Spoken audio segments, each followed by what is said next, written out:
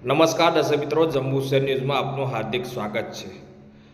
આજરોજ પવિત્ર શ્રાવણ માસના છેલ્લા શનિવારે ગુમાનદેવ ચાલતા જતા યાત્રિકો માટે હિન્દુ ભારત એકતા એસોસિએશન ભરૂચ દ્વારા છેલ્લા શનિવારે ફરાળી નાસ્તાનો અને પાણીનું વિતરણ કરવામાં આવ્યું હતું।